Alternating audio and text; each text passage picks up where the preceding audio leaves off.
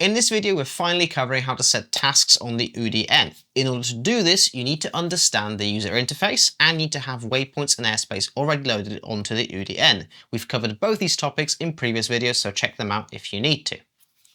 Here we have an Oudie N, and quite often the Oudie opens either on this page where you set tasks, or it opens up on this page. So make sure you click the hamburger menu, the top right, the 3 lines to get into the setup page. And there is a hint on the screen. It says set task right here. So if you click that, here are all the methods of getting a task onto the Oudie. Now, this one at the top, this is the manual method. This is where you're going to give the Oudie the turn points, tell it where you want to go, set the observation zones. We'll cover that at the end. I want to focus on these ones because these ones can save you a lot of time if your circumstance allows you to use them. Some of them require an internet connection. So you have to give it a connection somehow. It doesn't matter if you connect to the club Wi-Fi, if you run a hotspot on your phone, if you give the Oudie its own data SIM card.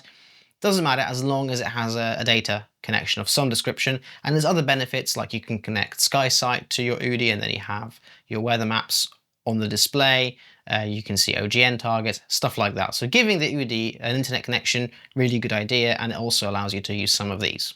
I want to start with collections because it's at the top and also because it's kind of the most complicated out of all the automated methods.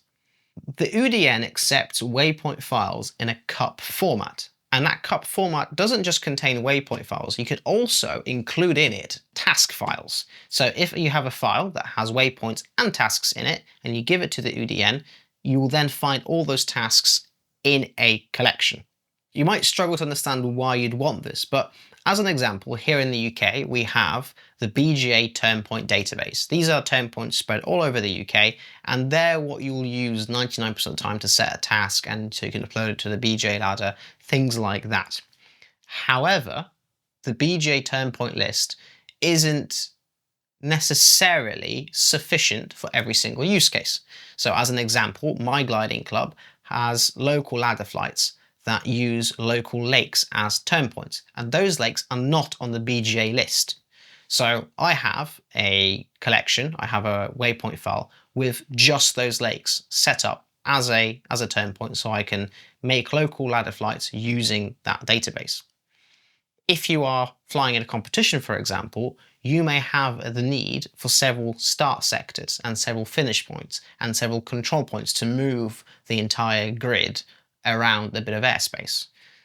That BGA turn point database won't be sufficient, so you then have custom turn points that you can give to all the competitors. What you're essentially doing is you're creating groups of waypoints and relevant tasks in those waypoints. And there's another use case. If you use SeeYou Cloud, so this is where the data connection comes in. If you use SeeYou Cloud and you plan your task on there using a collection, every single task you've planned on SeeYou Cloud in a specific collection will show up in a specific collection here. So let me just show you on my Oudie. Here we click collections, and here right at the top, this collection was created from the 2026 BGA turn point list, and you can see underneath here it says there's 0 tasks. Whereas this collection here, this is a waypoint list of the local lake turn points. And here I've got 2 tasks already saved. I made this collection on SeeYou Cloud. So if I click here, I know that it's using the correct waypoints and I've got those tasks ready to go in this specific folder.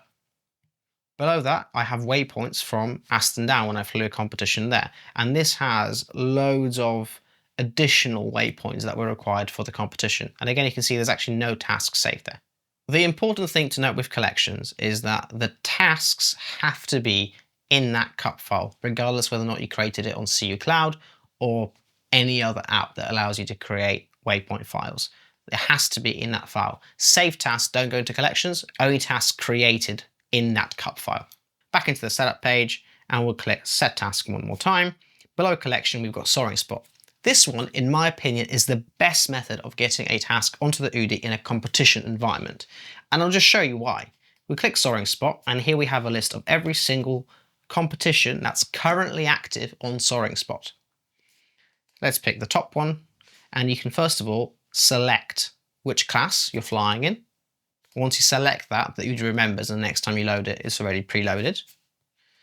And then you can select exactly which day you want to look at and which task you want to look at. So let's look at day 1, for instance. Why not?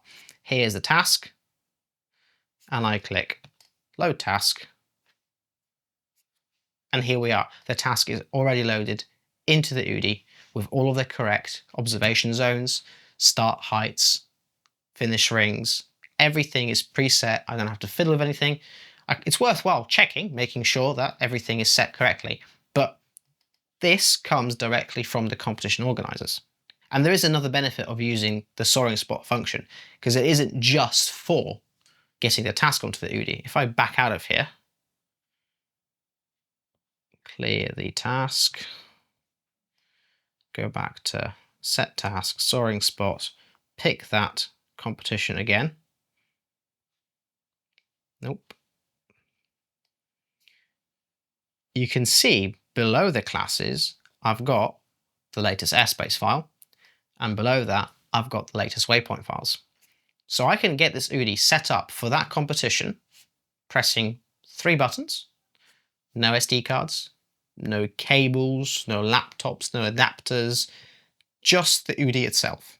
And of course, every single competition day, you get one of these task sheets, or several depending how bad the weather is. And so say you've got task A set, you've got everything loaded into your Oudie, and then you got the text message saying, actually, we're now doing task B or task C. The second it's updated on Soaring Spot, you can just press that again and change the task. No need to rush around. It's just ready for you. Back into the setup page, we click set task one more time, and now we look at QR code. Now QR code is by far my favorite method of getting a task onto the Oudie for one simple reason. It doesn't require Wi-Fi or data. So if you get to launch point and find out it's a signal black hole looking at you, Sheddington, it's no issues. You can just scan the QR code and get the task directly from the task sheet onto the Oudie N. So if you are at the front of the grid and you get that text message saying first launch is in 50 minutes and we are switching from task D to task F, you're not suddenly running around ripping the covers off the glider, trying to get into your car, into the cooler to get the water out and get it into your glider, making sure your sandwiches are in, getting yourself in the glider, making sure the Oudie's set correctly, changing your vario, and dan as the tugs are pulling in front of you, doing your pre-flights. Instead, you just sort yourself out as you would do normally, get in the glider, grab task sheet F, make sure it's task sheet F from today and not yesterday, and then all you do is this. You click set task, you click QR code. I'm going to try and do this in a way that you can see as well. The Oudie N has a camera right at the top here. And you just find the QR code, you scan it. It's difficult to do for camera. And there you go. That task, with all its correct observation zones, with all the correct finish heights and everything like that, is now on the Oudie ready to go. And if you have an S80 with Bluetooth, an S100, an SX Hawk, an S10, any of the S series varios, you can just scroll to the bottom, click declare, and now your vario is also set correctly. So you've got plenty of time, nice and relaxed, just before the competition start. There's nothing worse than rushing around trying to get everything work, or running around with your phone in the air hoping to get a slither of signal so you can get your computer set up properly. In practice, the way I use this is I will use Soaring Spot as the first point of order, so I'll do that probably in briefing, make sure I've got the latest airspace files, the latest waypoint files, whatever's changed in briefing that morning is set up while I'm still in briefing within range of a good Wi-Fi connection. And then once I'm on the grid in a patchy signal area, I'll revert over to the QR code. Now, when the competition organizers are printing the task sheet, they might not opt to print the QR code because maybe the printer isn't particularly good, or maybe they just don't realize. So it's always worth asking if it's not on there for them to include it, because it just makes your life so much simpler. Let's clear this one more time. Set task one more time, and we look at the final option, which is recent tasks.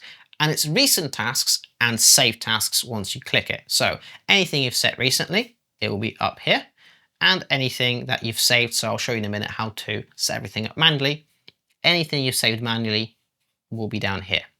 And you might be thinking to yourself, actually, sometimes I set a task just to understand how it works. I don't want to be saved in here as a recent or as a saved task because it might confuse me, I might click the wrong one. Well, you delete a task by just swiping to the left, and you can see there's the delete button and goodbye task.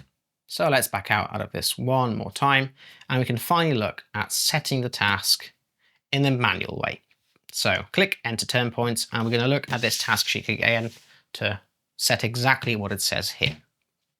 So just so you can see it here, this task sheet, we've got the start is Ciphered, which is my gliding club. Then we go to the Mind, which is down here. Then we go to Nymphsealed, and then we go back to Ciphered. So now looking at the Oudie, we're going to go back into Set Task, Enter Turn Points, and just as it says here, just move this across so you can see both. Hopefully you can see both there. Can you see both there? You can see both there. The first turn point is Ciphered, and I can either type it in as the code, so SE2, and it shows up there, or I can type it in as it's called, and there it is again. Then we can add another turn point, and the next turn point is the Mind.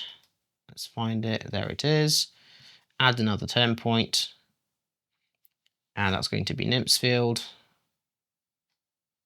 There it is. And we add the final turn point, which is again Ciphered. And now I can click Done. So here we can see, first of all, right at the top, we can set what kind of task this is, whether it's a racing task, a cross-country task, or an assigned area task. We can set the QNH, we can set the minimum finish altitude, and then down here you can see there are the waypoints that we've just added. I didn't set the observation zones while I was adding the turn points, but now I can click each individual turn point and add those observation zones. Before I do that though, what I'm going to do is I am going to show you what happens if, for instance, you're looking at the weather and actually it looks like it'd be better to first go to Nymphsealed and then go to the Mind. So I can click the Mind and I can move it over here, and there you go, you've just changed the orientation of your task. Or I can click them in and go back. I can move Nymphsealed here. I can move Ciphered, back to Ciphered. Doesn't really make much sense, but I can do that. And then I can put them back exactly where they needed to be originally. Now, say you're looking at this and the weather forecast is looking less and less promising. Nymphsealed doesn't look very possible. Well, I can just swipe and delete Nymphsealed. We're no longer going there. And about 10-15 minutes later, the sun starts shining and we think, actually, Nymphsealed's back on. So let's just add it back on. So we click Add Turn Point at the bottom. We add Nymphsealed. Where is it? There it is. Yep, add it. And it adds it right to the bottom. So let's just make sure we press and hold it and move it. Now that we have all the turn points in that we want, we can now set all the observation zones. Now, as I said, you can do that as you're adding them. I just like to do it at the end. You just click the turn point and make sure that the radius, angle, and things like that are all set exactly as the task sheet is asking you to do, or however you want to for your planned flight. Once you've done all that, you can then scroll to the bottom. You need to do that for every single turn point, and you can see you can again declare to your S series Vario. You can share it via QR code, so you can share it with your friends if you're flying with someone, or if you're flying with someone, you can get them to do all the setup and just ask to scan the QR code. It saves you a bunch of time. And finally, you can save it locally. So if I save it locally and call it something imaginative like task 1, 2, 3, there you go. It's saved. And now I can leave here. And now you can see on the map it's there with all the navigation to all the turn points. If I recenter it, there's all my nav boxes telling me exactly what I need to get there. So if I go back here now, we can clear this task. And now if I go to task, I can go to recent tasks, and there it is right at the top, unsaved. You can see that's the same setup, and there it is saved as task 1, 2, 3. And again, if I don't want it, I can swipe and delete it, or I can load it. And there it is. Oh, one thing to mention, here you can see this is highlighted in pink to tell me that that is the next target. That's what we go to. So if I back out of here, you can see that the task is what we set and Ciphered Hangar is the target. On my Oudie, I've added these two buttons. You can add them yourself as well if you want to, which lets me select the next turn point. And I use that so I can see, I can get to the turn point I'm heading to, but what do I need to get to the turn point after that? And if I do that, we're now navigating to a different turn point. If I go back to here, you can see the target is now the Mind because that's the second turn point. You can also, as you're flying along, say you want to land out here, press and hold, go to, and there you go, there's the target that I just picked. But if I click it, I can then click resume task and we go back to flying the task. So the use case here is very simple. You're getting low, you think you're going to land out, you can select a point to head to, set up the navigation so you've got the data, and as you then regain energy, you can then go back in and make sure you continue the task. And there you go. That is every single method of getting a task onto the Oudie N. Make sure you like and subscribe so it helps us make more videos like this. And if there's something you're struggling with on your Oudie, let us know in the comments and we'll add it to the to-do list of videos to make. See you in the next one.